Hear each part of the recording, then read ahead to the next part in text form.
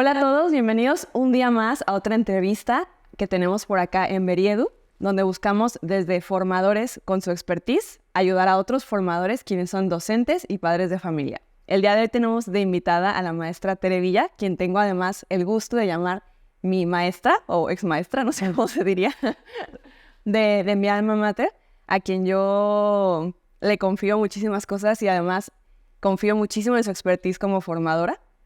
Entonces, bueno, hola Tere, bienvenida aquí a Beriedu. Ay, muchísimas gracias por la invitación, Moni, y muchas gracias por tus palabras. La verdad es que el hecho de ser invitada por una alumna o exalumna es un doble privilegio y un doble compromiso, así que muchísimas gracias por la invitación. Gracias a ti. Y bueno, para ir empezando en materia, platícanos quién eres, Tere, quién es Tere Villa en el mundo de la educación y en la vida personal también. Pues mira, yo me considero una mujer que tiene el propósito firme de construir una sociedad más sana, fortaleciendo a las familias por medio de la formación de las personas. En la vida personal soy madre y soy esposa, tengo 3 hijos en edad de la adolescencia y en edad de preescolar, así que creo que soy mi mismo reto y mi misma jueza, ¿no? En lo que me dedico a la parte profesional, como profesional. Soy licenciada en pedagogía, soy licenciada en educación preescolar y soy maestra en ciencias de la familia. Tengo más de 20 años de experiencia, ya un ratito, en pues, diferentes instituciones educativas del país, en diferentes puestos y en diferentes secciones, desde preescolar hasta posgrados. Y eso pues, me ha hecho ir aprendiendo no solamente del libro, sino del día a día, estando en contacto con diferentes tipos de familia y de alumnos. Y actualmente mis 2 áreas de acción laboral son la innovación educativa y la pedagogía familiar. Y pues bueno, juntando esto, ahorita soy directora y cofundadora de Quali, que es una comunidad que busca compartir información por medio de una plataforma educativa, información para poder conectar especialistas con las necesidades familiares. Y también sigo dando clases en licenciatura y posgrado actualmente. Y pues encantada de participar en estos proyectos. Me encanta. Buenísimo, Tere. Y vamos a aprovechar toda esta trayectoria que tienes para hablar hoy de un tema que suele ser temido. Y que, como tú nos acabas de decir, además de tener experiencia teórica, tienes experiencia práctica, que es la adolescencia. Entonces, bueno, para entrar de lleno en materia, ¿tú, Tere, por qué dirías, o digo, porque me doy cuenta en los comentarios que hemos recibido, en general existe este como estereotipo, prejuicio de que la adolescencia es terrífica, temible, ¿no? O sea, ¿tú por qué dirías que nos da miedo la adolescencia a los formadores? Fíjate, tengo la experiencia de estar en puestos directivos frente a grupo y ahorita, en estos últimos 6 años, después de graduarme de la maestría, estar consultando adolescentes y adultos jóvenes en su proceso de orientación profesional y vocacional. Y en estos años de experiencia me he dado cuenta que hay como 3 elementos que nos hace tener miedo como formadores. Uno, y creo que es el más fuerte y que impacta a toda la sociedad, es la connotación negativa que nosotros le damos a esta etapa, ¿no? Y los alumnos o nuestros hijos están acostumbrados a escuchar este tipo de comentarios como, uy, ¿cómo te está yendo? Ya llegó a la edad de la choca, oye, está insoportable, o aguas, porque se pone peor. Entonces, creo que este tipo de comentarios, si el chap no está así, pues te la compra, ¿no? Claro. Y te la cumple. Y si no, entonces empieza a permear entre todos los formadores como que es algo que se va a dar. Entonces ya entramos con una predisposición a esa etapa. Entonces creo que esa es la principal. La connotación negativa que tenemos como idiosincrasia, como también nos encanta llamarle los terribles 2 a los 2 años de los niños, pues no son los terribles 2. Vamos a ver qué esperar, ¿sí? Espérate a que llegue tu hijo, espérate a qué experiencias te va brindando la vida, ¿no? Entonces creo que ese es uno de los principales y y por eso les valoro tanto lo que están haciendo, porque toda la sociedad forma parte de hacer esta connotación negativa. Claro. Esa es una de las principales. La segunda es que el proceso natural de la persona es, en la infancia venimos de una etapa hasta cierto punto tranquila, ¿no? ya el chiquito dejó de ser bebé, entonces en la etapa de la primaria o de la infancia ya es más autónomo, puedes tener un poco más de diálogo, pero sigues teniendo el control de normas, reglas. Entonces venimos de una etapa hasta cierto punto tranquila y de repente tenemos cambios abruptos en su parte emocional, quiere más libertad, quiere tomarse más en cuenta como adulto. Entonces nos viene a romper ese, por así decir, ese estado de bienestar en la familia, Claro. ¿no? Venimos de una etapa muy cómoda y pues como todo ser humano, todo cambio, toda pérdida de comodidad, pues nos genera incomodidad, ¿sí? Pero es una etapa que tiene que romper y tiene que desarrollarse para que pueda llegar a la vida adulta, ¿no? No puede brincar de ser niño a adulto. Y la tercera, que esa no sucede siempre, es el choque o la brecha generacional. O sea, nuestros papás también los escuchamos decir, ay, esta generación, ay, Dios mío, esta adolescencia, era más insoportable. exactamente, ¿no? O sea, es algo muy normal y que se debe de vivir. O sea, si tú como papá sientes que la generación es diferente, cómo pueden vestirse de esa manera, cómo pueden escuchar esa música, cómo responden de esa forma, felicidades, estás ubicado en donde debes de estar ubicado. No podemos estar al mismo nivel que ellos porque entonces te conviertes en su amigo. Claro. Entonces, bendita brecha generacional, porque te permite guiarlos, ¿sí? Si tú estás en la onda con tu hijo, ten cuidado. Sí es importante que analices por qué estás en esa misma onda que tu hijo. Porque no borrara sus actitudes.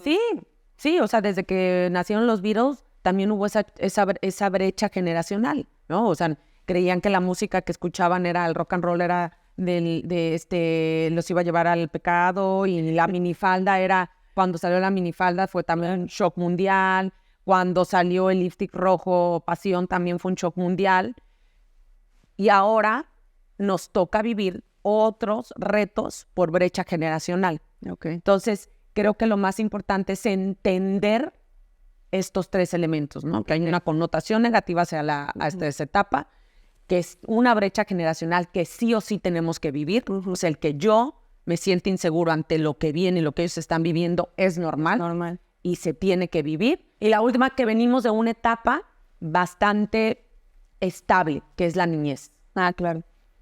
Me encanta. Entonces, como resumiendo, que para un padre sea raro y difícil llevarse con su adolescente es buena señal. Exactamente. O sea, ese es como el mensaje más importante, ¿no? Exacto. O sea, si no se te está haciendo difícil, ahí es que algo está raro, ¿no? O sea, no que se te esté haciendo difícil, sino que reconozcas que es una etapa de mucho cambio. Okay. Y no tanto que no se te esté haciendo difícil, pero sí que reconozcas que ese tipo de música es nueva, que está viendo estos cambios en mi hijo, que está viendo estos cambios en el ambiente y que no te son familiar y que no te son cómodos. Es un proceso normal. Sí, es un proceso natural que se tiene que vivir para la evolución tanto de tu hijo y también de ti como padre de familia. Muy bien. Y por ejemplo, si tuviéramos aquí a una señora o un papá sentado que la está pasando muy mal con su adolescente, ¿no? O sea, que de plano ya se está yendo más allá de lo natural y se le está saliendo de las manos la situación y se siente impaciente, frustrado. O sea, ¿qué le recomendarías para acompañar a su adolescente en esta etapa? Pues que me marquen la consulta. Número en pantalla. Número, ahorita les paso el número. No, pero yo fíjate, yo creo que más que como consejo, a mí me gusta dar pautas de reflexión. ¿Sí? Okay. O sea, darles pautas y algunos puntos a reflexionar para ver si tú en tu realidad, con lo que tú conoces a tu hijo, porque no hay persona que conozca más a su hijo que sus padres, si hemos estado presentes, te puede dar una luz en tu toma de decisiones. Pero yo generalmente reflexiono, incluso cuando estoy entre un reto importante con alguno de mis hijos o mis alumnos, el primer elemento en el que pienso es la empatía. Pero fíjate, una empatía constructiva, entendiendo que la empatía es esa capacidad de ponerte en lugar del otro, pero no como para justificar o para sobreproteger o para sobrecuidar, sino para realistamente regresarme a esa etapa, tratar de entender cómo se está sintiendo, o sea, cómo me sentía yo en esa etapa, qué aciertos hubo en mi historia, ¿sí? O sea, qué agradecí ese apapacho, agradecí esa plática con mi profesor, con mi papá en ese momento, agradecí esa mirada, agradecí, pero también qué me hizo falta, ¿sí? Que, a ver, ¿qué me hizo? Me hizo falta límites en ese punto, me hizo falta un marco más claro de movimiento, me hizo falta un poco de exigencia, o sea, una empatía real y crítica, ¿sí? No en el afán de sobreprotegerlo y pasarle todo, ¿no? Claro. O sea, sí entenderlo, por qué está pasando, pero también qué me hubiera gustado haber recibido de mis formadores y de la gente que tenía a un lado, ¿no? Para todavía salir mejor. Esa es una de las que creo que es muy importante para comenzar. Otra que creo que puede ayudar cuando está difícil el asunto es elegir mis batallas, ¿no?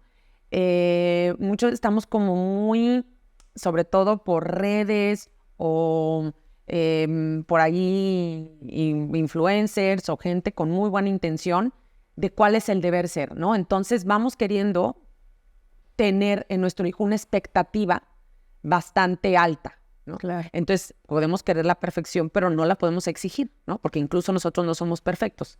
Entonces es pensar y reflexionar qué es indispensable, o sea, qué no está a negociación dentro de mi filosofía de vida, dentro de mi casa, ¿sí? Por ejemplo, hay casas o familias en donde el deporte y la escuela no hay manera de que no se hagan, ¿sí? Claro. O el esfuerzo. Y hay otros que la presentación personal, hay otros que la religión, ¿no? Cada uno sabe qué cosas no están a negociación y las otras pásalas a segundo plano, ¿sí? O sea, negocia, elige tus batallas, ¿no? Porque si no, eternamente puedes pasártela en un campo de batalla, ¿sí? O sea, voy trabajando de cachito en cachito, porque si no, entonces podemos sentirnos que todo está mal, que él es un fracaso y yo soy un fracaso junto con él, porque no está cumpliendo con aquella expectativa que tengo. Claro. Otro elemento muy importante es ver este tipo de videos, documentarte, leer, ver qué me espera en la adolescencia, ¿sí? Cuando yo sé, por ejemplo, al chiquito me encanta porque llegan a veces, oye, eres que mi hijo de sexto de primaria, pues hizo mal uso de su celular, vio tales páginas, pues es lo esperado, ¿no? O sea, a esa edad no tiene un criterio, un juicio súper bien fundamentado como para que pueda tomar decisiones de ese nivel, ¿sí? O, por ejemplo, mi hijo de 1 año todavía no corre bien, pues no, porque su motricidad todavía no da para eso. Pero si nosotros nos documentamos y sabemos qué esperar de la adolescencia, entonces estás preparado. Y eso me llega al segundo punto. Prevé en familia, a ver, junto con el papá, junto con la mamá, en pareja, qué sí le vamos a permitir y qué no. Antes de que llegue la situación, le vamos a permitir salir a reuniones, le vamos a permitir que tome, le vamos a permitir que haga reuniones en la casa, le vamos a permitir, qué le vamos a permitir y qué no le vamos a permitir. Antes de que llegue la situación, porque entonces nos va a tomar esas situaciones mejor preparados y en un mismo frente, Claro. ¿no? O sea, la prevención siempre es mejor que lo correctivo.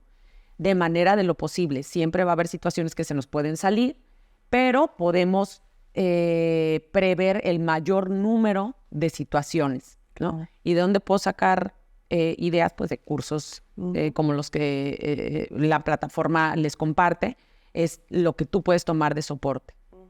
No, y es que eso es buenísimo porque ¿cómo somos buenos para asustarnos, quejarnos? ¡Ay, la adolescencia! Ok, lee un libro. Ah, no tengo tiempo, hay otras cosas que hacer, tengo que trabajar. O sea, si fuera al revés, es como, ok, ahí viene la adolescencia, sé qué significa ser adolescente y estoy preparado para eso, ¿no? Sí, es ver la formación y educación con un enfoque constructivo. Claro. Sí, que muchas veces ahorita, te digo, desafortunadamente con mala información o pseudoeducadores o padres de familia con muy buena intención con un TikTok enfrente, pero es realmente construir, ¿no? La educación, la formación es construcción, visión de construcción, de acción, ¿qué voy a hacer? Va, súper. Y en concreto este tema que decías de los límites, o sea, de Me hubiera gustado que me pusieran más límites. Yo veo la adolescencia de esta forma, como justo ese momento en que el niño ya es más autónomo, o sea, descubre lo que es la libertad, pero a la vez tiene que haber límites. O sea, ¿cómo llevar ese balance como padre de familia? Mira, ese es un tema que me gusta muchísimo porque en consulta, generalmente cuando me llevan a los adolescentes para elegir carrera o construir un proyecto de vida, yo ya fui la última opción del papá, ¿sí? O sea, ya el papá en su Desesperación. en su desesperación o reto de que ya decida algo, dice, a ver, ve con esta experta, de seguro vas a poder decidir, ¿no? Pero cuando empiezo a reflexionar con ellos qué sucedió antes, o sea, cómo fue su proceso para solidificar esa autonomía o esa independencia, nos vamos dando cuenta que no recibió lo adecuado para cada etapa de desarrollo. Entonces, para poder formar en autonomía, se empieza desde la edad preescolar. O sea, no se empieza un día antes de que tienen que elegir la carrera o un día antes de que se va a subir al avión para vivir su año sabático, ¿sí? O sea, se empieza desde que lo soltamos al preescolar, comienza a tomar pequeñas decisiones que van creciendo hasta que entonces se puede llegar a la mayoría de edad y emanciparse, ¿no? Entonces, para poner esos límites, hay una grafiquita, un organizador que me gustaría que lo pusieran en su cabeza, y es, cuando nace la persona, depende, todas las decisiones de ese bebé o de esa persona dependen al 100% de sus cuidadores. Deciden qué comer, cuándo va a comer, si tiene frío, si no tiene frío, a veces traen al pobre recién nacido con cobija sudando, ¿no? O sea, él no decide nada. Va creciendo y entonces esa línea debería de ir abriéndose y debemos ir depositando poco a poco, conforme nos lo vaya dando nuestro hijo, nuestro alumno, ir depositando cada vez mayor número de decisiones según su edad de desarrollo. Entonces entra al preescolar y a lo mejor ya decide qué ponerse, decide de qué va a querer su nieve, decide qué juguete le gusta, pero a veces me he encontrado con papás que, bueno, vamos a meter a mi hijo a esta escuela si a Susanita le gusta el kinder. Claro, porque ella está en toda la edad para decidir a qué kinder va a entrar, ¿verdad? Entonces, cuando nosotros somos incongruentes en qué sí damos decisión y qué no damos decisión, forjamos una independencia hueca o una independencia no sólida, ¿sí? Entonces, hay que irle dando las suficientes oportunidades de toma de decisión y acompañándolos para que vaya creciendo de una manera paulatina y sólida. Entonces, en preescolar puede decir, te digo, la nieve, de qué ropa se va a poner los sábados y domingos, con qué juguete va a jugar, algunos puntos, ¿no? Uh-huh. O sea, tienes que recoger tus juguetes o no sales, vamos al parque o a andar en bici. Eso es lo que puede decidir. Entonces, yo diría que en la edad preescolar, más o menos podemos ir tomando de decisión o dándole oportunidad de decisión un 20-30% de sus decisiones del día, ¿sí? Cuando llega primaria, entonces ya podemos abrir un poquito ese abanico de posibilidades, a lo mejor a un 50-50, para que en la adolescencia, de la adolescencia a la edad adulta, que más o menos 18-21 años, ya tendría que solidificarse. Ya el 70 al 100% de decisiones las debería estar tomando nuestro joven y adulto de manera paulatina, conforme lo vamos viendo y él nos va demostrando que podemos ir avanzando. Okay. ¿Sí? Y eso es lo que nos va a ayudar a hacer claros los límites, ¿sí? Cuando pasamos a la edad adulta y ya esperamos que se emancipen, pues claro que no lo hacen si no lo hemos ido abriendo ese abanico de posibilidades, ¿sí? O esos límites. Entonces, me ha llegado así, oye, es que necesito que veas a mi hijo porque nosotros lo queremos mandar a estudiar y él no quiere irse a estudiar. Entonces ya hablo con él. Oye, ¿cómo que no te quieres ir a estudiar? Está padrísima la experiencia. No, es que nunca me han dejado irme a dormir a casa de un amigo. A los 18, el pobre muchacho. Y de repente le queremos abrir el mundo, ¿no? Entonces, claro que él no está acostumbrado a tomar decisiones, no está acostumbrado a sentirse seguro en otro entorno, no está, porque los límites fueron de un día para otro muy ajustados, exactamente. Quisimos abrir ese abanico de posibilidades de un día para otro. Wow. Entonces, creo que eso nos va a ayudar bastante, observar a mi hijo ver qué se permite en la casa, o sea, cuál es la filosofía de casa y cómo voy abriendo ese abanico de posibilidades. No lo puedo abrir de un día a otro. El hecho de que cumpla 18, 21 años no quiere decir que ese abanico ya está abierto y él está listo. Tenemos que ir forjando esos límites y esa apertura con lo que él nos vaya brindando, ¿no? En su personalidad y lo que yo quiera ir forjando en casa. Buenísimo. Oye, Tere, ¿y qué hay de estos adultos jóvenes que parece que no han salido de la adolescencia con el paso de los años? Hay una estadística de hace 1 o 2 años, todavía estando en pandemia, que nos habla que aproximadamente el 48% de los adultos jóvenes mexicanos, ¿qué quiere decir esto? O sea, de los 18 más o menos como a los 25, 30 años estamos hablando, que es la edad en que ya esperamos, ¿no? Que vaya habiendo una independización hasta lograrla, exactamente, una emancipación real y ya pueda hacer su vida adulta y ser totalmente responsable de sí mismo y su vida. El 48% de esos mexicanos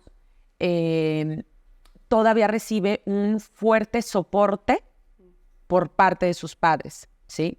Entonces, mira, es todo un tema, no entren en shock. Sí, la situación económica es compleja, ¿no? Y hay muchos retos allá afuera en que no nos lo hace tan fácil en nuestro país.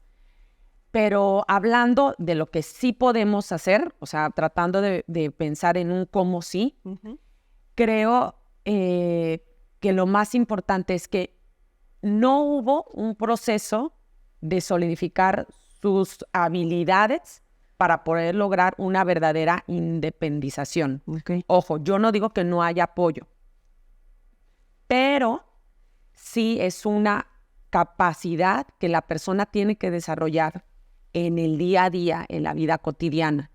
Entonces, cuando ahorita en este país el 48% de esos jóvenes está recibiendo todavía soporte, habría que reflexionar qué tipo de soporte, ¿sí?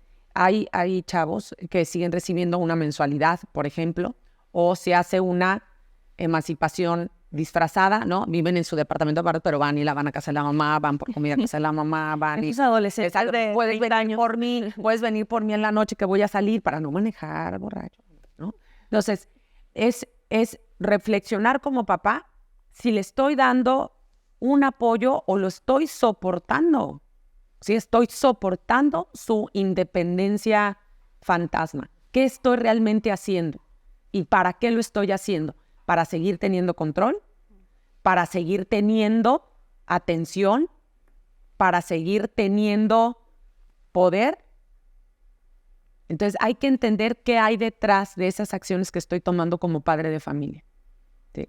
¿Realmente lo estoy haciendo con un propósito real de formación o me están moviendo otras necesidades personales? ¿Sí? Porque es un porcentaje muy alto y es la generación que viene a estar a la cabeza de nuestro país. Y nuestro formato para las siguientes generaciones, pues económicamente, pues no daría, ¿no? Nosotros no podemos seguir con esos patrones de educación y formación porque la economía de nuestro país y lo que nos proyecta las siguientes generaciones, económicamente no puede estar soportando a los siguientes hijos si seguimos educando de la misma forma. Entonces pregúntate, ¿le estoy dando un soporte o le estoy dando un apoyo? Un apoyo, adelante. Un soporte de su vida adulta o de su disfrazada emancipación, ojo, ¿no? O sea, ¿para qué lo estoy haciendo? O sea, entonces dirías que para evitar a este eterno adolescente, o sea, el padre de familia tendría que irse haciendo a un lado con el tiempo, o sea, con el pasar de los años. Fíjate que yo no diría hacerse a un lado, yo diría ser un compañero en este proceso de vida, ¿sí? Okay. No tanto hacerse a un lado, sí seguir acompañando, seguir estando ahí, seguir siendo testigo, porque definitivamente el contexto de formación y el faro de luz que tenemos en nuestras vidas son nuestra familia y concretamente nuestros padres. Entonces, hacerse a un lado no creo que sea lo adecuado, pero sí tener en mente que somos unos testigos y vamos acompañando en su vida. Ok. Me encanta. Eso, creo que ese concepto de acompañar es el que más debemos de reflexionar en nuestro actuar. Ok. Y, o sea, y en ese caso, ¿de qué manera acompañar en las decisiones más importantes? Porque, bueno, ya es adolescente y digamos que todavía le eliges un poquito las cosas, ¿no? De que en qué secundaria va a estar, qué prepa es la que sigue, o sea, pero ¿qué pasa cuando ya le toca a ese adulto joven tomar sus decisiones? O sea, de qué carrera estudiar, con quién me quiero casar, qué estilo de vida quiero tener, o sea, ¿de qué manera acompaña un padre de familia en estas decisiones? Mira, yo creo que concretamente es en cosechar o formar en la mente de mi hijo un concepto de que asocie su familia con un refugio. Okay. Yo creo que esa es la principal, ¿sí? Que no vea familia como una cárcel, familia como mi enemigo, familia como mi peor terror, ¿no? O sea, que de manera que salgan huyendo de la familia, porque eso sucede, salen huyendo de la familia y no quieren volver a saber de ella, ¿no? Yo creo que lo principal sería yo ir haciendo que mi hijo, cada vez que recuerde a su familia, sea como un refugio en medio de la vida, ¿no? Con esos obstáculos, vicisitudes, errores, fracasos. O sea, ¿dónde puedo ir a llenar mi saco de lo que necesito? Wow. ¿Sí? Y para poder hacer ese concepto de familia, tengo que tener algunos elementos. Uno, muy importante, es hacer un sentido de pertenencia, que se sienta orgulloso de ser Villa, de ser Hernández, de ser... ¿Cómo lo haces? Con convivencia en el día a día, haciendo tradiciones, costumbres de familia, claro. ¿Sí? Que anhele. ¿Cuántas veces nosotros tenemos un olor característico de nuestra abuelita, ¿no? O característico de nuestra casa? Entonces, primero es hacer un sentido de pertenencia para poder estar ahí presente. Segundo, es que él sepa que siempre va a encontrar la verdad en su casa. ¿Qué quiere decir? Estoy ante una disyuntiva de una decisión de trabajo, pero sé que voy a llegar a mi casa, voy a poner ese caso sobre la mesa y voy a recibir no una moda, voy a recibir un consejo con fundamento en los valores que se me inculcaron desde niño. O sea, siempre voy a tener ese faro otra vez, que a lo mejor me va a doler, pero que me va a ayudar a tomar las decisiones más complejas de mi vida. Siempre hablar con verdad, ¿no? Los chavos hoy en día necesitan padres auténticos, que no les dé miedo hablar desde su filosofía de vida, desde verdad, desde lo que creen. Claro. Otro punto muy importante para hacer ese refugio es aceptación, pero aceptación real, la aceptación, padres, cuando cumple con todas tus expectativas, ¿no? Y que te fijas en todas sus cualidades. No, aceptación cuando tiente el fracaso, aceptación cuando ya la regó mil veces. Exactamente, cuando ves sus debilidades, sus áreas de mejora, cuando ves que está tomando la decisión que tú le dijiste que no, pero la quiere tomar. O sea, aceptación total de él como persona, ¿sí? Puede ser, no convivo con tu decisión, pero aquí en esta casa te acepto como eres. Es súper complejo. Ay, no me entró mi corazoncito de mamá, pero sé que ese es el reto mayor que tenemos, ¿no? Aceptarlos en sus momentos de flaquezas, en sus momentos de errores. Definitivamente va a hacer que ellos asocien a sus papás como un refugio, como una cueva, un refugio ante esos momentos. Entonces creo que eso es lo que necesitamos. Y esto no hay otra forma de hacerlo sólido más que con el diálogo. Podemos nosotros pensar y tener en mente las otras tres, pero si no le decimos abiertamente, te aceptamos en esta casa, no importa qué pase en tu vida, o te amo, estoy orgulloso de ti, o vamos a hablar de este tema que es complejo, pero lo vamos a hablar, que se quede en tu mente, no genera nada en tus hijos. Tiene que haber un diálogo abierto. Lo tiene de que saber. Exactamente, lo tiene que saber de viva voz, de lo que siento por él, de lo que creo en la vida y de lo que yo percibo en su vida. Lo tiene que saber abiertamente, en el día a día, para que entonces sí Cuando empiece a despegar y a tomar sus propias decisiones, la riego, no la riego, tengo un éxito o no, el primer lugar a donde volteé yo a ver para compartirlo, sea mi refugio o sea mi familia. Wow, me encanta. Y es que tengo esta sensación de que a veces los padres creen como que, ok, ya estuve con él en la infancia, estuve con él en la adolescencia, ya es adulto, adiós, ¿sabes? De que ya no me necesita, yo ya hice lo mío. Y justamente creo que ahí entra esta parte que dices que los padres tienen miedo como de seguir planteando su filosofía de vida y de seguirla recordando, porque ven que toman otros caminos y es como, bueno, respeto lo que tú hagas ahora.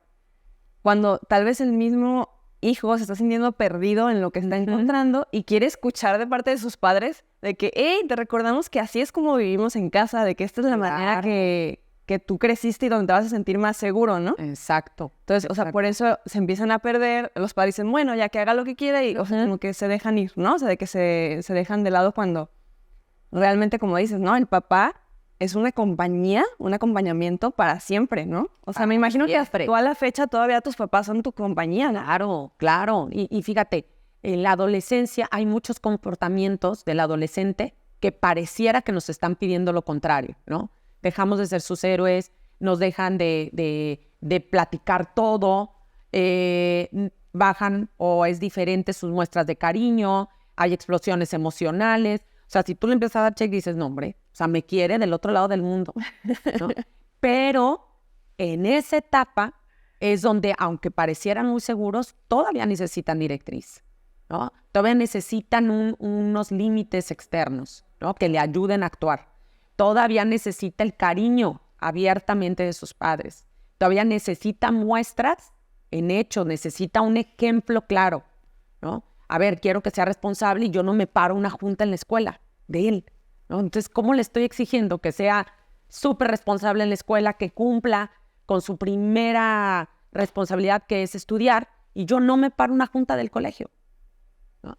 Quiero que utilice bien las redes sociales y yo soy la primera que estoy publicando a mi familia sin su consentimiento, ¿no? Entonces, o sea, son comportamientos que pareciera que nos está comunicando, te quiero lejos de mi vida, vete, no te veo, no me importas, y lo que nos está comunicando es todo lo contrario, porque está teniendo un choque interno, ¿sí? De hecho, la parte prefrontal del adolescente está en remodelación, o sea, de verdad, física y biológicamente no están capacitados para tomar muchas decisiones, pero necesitan tomar decisiones, seguir aprendiendo para poder amueblar esta parte, porque esta es la que toma decisiones, proyecta, planea, hace todo lo racional. Entonces tenemos que darle una oportunidad de que lo ponga en práctica, pero también está en remodelación. Entonces está muy complicada su etapa, hablando fisiológicamente, ¿sí? O sea, hay mucho movimiento físico y cerebral, pero nosotros con la directriz adecuada podemos ayudarle a que esto se amueble de primer nivel. Wow, me encanta. Y digo, ya para ir cerrando, avanzando, o sea, ya adolescencia, adultez joven, lo que decíamos, ¿no? De que empiezan a hacer las decisiones importantes. En concreto, quisiera centrarme en una, que es la elección de carrera, ¿no? Que suele ser así como la más importante. Yo la recuerdo así como la primera decisión importante que yo tomé en mi historia, ¿no? ¿Qué le recomendarías a los papás para acompañar a su adolescente, adulto, joven en esa decisión, la de la carrera? Mira, una que es muy fuerte y siempre como que da mucho a qué hablar, es entender que la profesión no lo es todo, o sea, no es todo lo que es su hijo, porque la presión social que se vive le genera mucha inseguridad. Fíjate, lo que me platican en consulta es que no quiero fallar con las expectativas que tiene mi papá, ¿no? Oye, es que no quiero tener un error. O es que no me animo a decirle esto que estoy pensando. La presión que sienten por elegir eso es como si estuvieran escogiendo su disfraz para toda la vida, ¿sí? O sea, soy Iron Man o soy Spider-Man. O sea, es una decisión súper fuerte. Claro. ¿No? Entonces, primero es entender que la profesión es uno de los roles que va a cumplir. Claro. Su hijo es mucho más que eso. Es mucho más. Va a elegir un estilo de vida, va a elegir una pareja, va a elegir una carrera, va a elegir dónde quiere vivir, en dónde quiere trabajar. O sea, es una de las demás decisiones, ¿sí? Entonces, eso es primero. 2, evitar etiquetar universidades, carreras y hasta tu propio hijo, ¿sí? Con comentarios como, uy, esa universidad es para puro burro, ¿no? Esa universidad es para puro fresa. Y el pobre cuate está, es que yo quiero estudiar ahí. ¿Cómo te lo dice? Si tú ya hiciste una afirmación de ese tamaño enfrente de la gente. Claro. ¿No? Y con toda la presión que ya trae. Con toda la presión que trae, pues no, definitivamente. O esa carrera no. Esa carrera no te va a dar para vivir. Pues entonces, que él encuentre la manera de hacerla para vivir. Esta generación increíble de jóvenes nos ha demostrado que se puede vivir de lo que sea, haciéndolo bien. ¿Sí? Tenemos muchos ejemplos. El tercero, creo que es, no, que ya repetí, pero es muy importante en este proceso. Y si se equivoca, ¿qué? Hay que poner, claro, unos límites claros, como lo que hemos platicado, pero si se equivoca, tiene que aprender de su error. Y tú tienes que poner tus límites. Oye, si se equivoca en carrera, pues tú pones tus límites. Oye, tengo que pagar solo una carrera. Si se equivoca, ¿qué? Él lo tendrá que resolver. Claro. ¿No? Entonces, que no nos dé miedo el error. Del error se aprende. Tú y yo hemos aprendido de los errores de nuestra vida. Y lo que nos hace ser ahorita adultos y ser lo que somos ahorita son incluso nuestros errores. Entonces, que no nos dé miedo que cometa errores. Les digo, o sea, le estoy hablando como profesional y como mamá. Sé que es duro, pero es muy importante tenerlo en mente. Y es mejor que tengan esos errores antes de tener una familia o tener a alguien que dependa de ellos. O ser infelices para siempre, ¿no? Infelices en una carrera que no siempre. te gustaba. Exactamente. Creo que eso es súper importante. Y acompañar, sí estar presente en ese proceso. Sí estar presente. Involucrarme, llevarlo, vamos a este taller, déjate, busco unas prácticas, vamos a platicar de esa carrera. Oye, ¿de qué se trata? Nunca la había escuchado. Oye, esta universidad es nueva, ¿y quién la puso? ¿De dónde viene? ¿No? En lugar de un no, es tu problema, es tu proceso. Y por último, habla con él de sus sueños. El sueño, antes de proyectar un plan de vida, hay que soñar. Sueña con él, llévatelo un cafecito. Está comprobado que el azúcar hace que platiquen un poquito más. Invítale un café, invítale una donita. Oye, ¿en qué sueñas? ¿Dónde te ves aquí en 10 años? ¿Qué te gustaría estar haciendo? Relajado, sin preguntarle qué vas a estudiar. Esa ya luego vemos. ¿En qué sueñas? Que realmente te hace... Claro, ¿qué te hace vibrar? ¿Y cómo te ayudo para que ese sueño lo vuelva realidad? ¿Cómo te ayudo?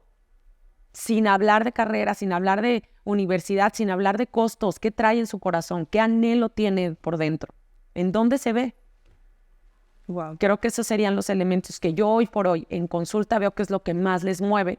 Me encanta. Que son los miedos más fuertes que tienen y creo que es la forma en que podemos acompañarlos también en el mundo de hoy, que es un mundo retador. Totalmente. Y agregaré una última, o sea, no olvidar que hay gente que literalmente se dedica a acompañar en eso, ¿no? O sea, la orientación vocacional es toda una rama en donde hay estudios, donde hay técnicas, o sea, no... Justo por el hecho de que es algo tan importante, así como vamos a terapia para otras cosas, Claro. hay que pedir ayuda cuando quieres tomar una decisión, ¿no? Exactamente. Y a veces la ayuda, digo, sí la necesitan ellos, pero algunas veces cuando les hablo para hacer el cierre, no siempre, los papás se quedan impresionados de la capacidad de autoconocimiento y de decisión que tienen sus hijos, pero no lo habían visto plasmado. Claro. ¿No? Entonces, muchas veces los que necesitan la consulta al final, pues son los papás. Como suele pasar. Como suele pasar. Oye, y justo para ir cerrando con eso que acabas de decir, si Tere Villa pudiera darle un último consejo, así, el último consejo en su vida a los padres de familia, ¿cuál sería? Mira, uno, como siempre les digo, yo me gusta mucho hablar de pautas de reflexión y yo creo que la principal, lo que me ha enseñado la vida con mis hijos biológicos, pero también con mis hijos en las escuelas e instituciones donde he trabajado es el amor incondicional.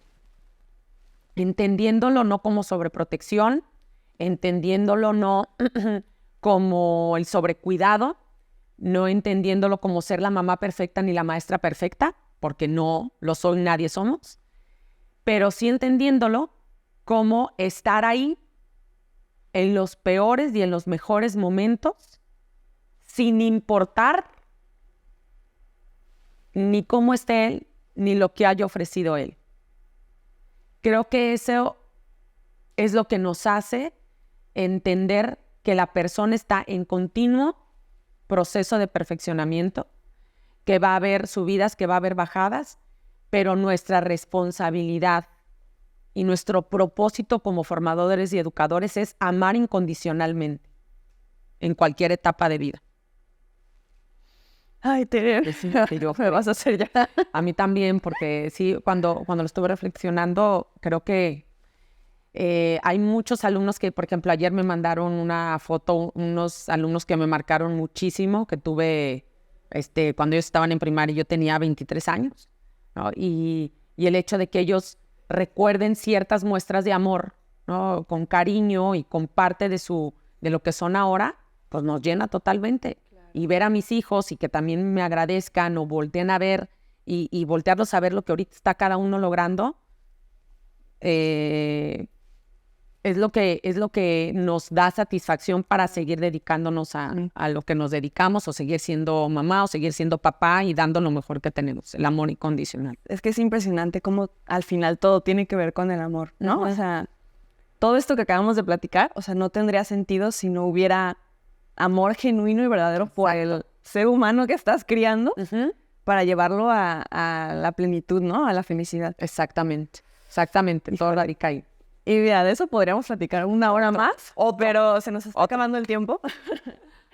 Espero que a todos les haya servido tanto este diálogo que tuvimos Tere y yo como a mí, porque creo que son conversaciones que se tienen que tener a tiempo para convertirlas justamente en prácticas muy concretas en el día a día en casa, ¿no? Entonces, tú que estás escuchando esto en este momento, te invitamos a reflexionar sobre ello junto con nosotras. Y si te da miedo la adolescencia, ok, está bien. Como decía Tere, vas por buen camino, porque definitivamente es una etapa donde hay una brecha generacional, claro. Pero no olvides formarte, o sea, no olvides con esa misma confianza con la que trajiste a alguien al mundo, sigue con esa confianza, pero ahora para acompañarlo en la adolescencia, la adultez y lo que viene, siempre como una compañía que viene desde el amor, ¿no? Exacto. Muchísimas gracias, Tere, por todo lo que nos compartiste hoy. Ya para cerrar, compárteles dónde pueden seguirte, dónde pueden encontrarte, tu acompañamiento, todo esto. Pues miren, nos pueden seguir, nuestra plataforma es equali.mx, nos pueden encontrar en Instagram. Y me encantaría, si necesitan algún tipo como de consultoría, servicio, mi teléfono es 333-95-20-660 para cualquier consulta, conferencia o taller. Y pues muchísimas gracias por el espacio, Moni. De verdad es un placer estar colaborando en este gran proyecto. Gracias a ti, Tere.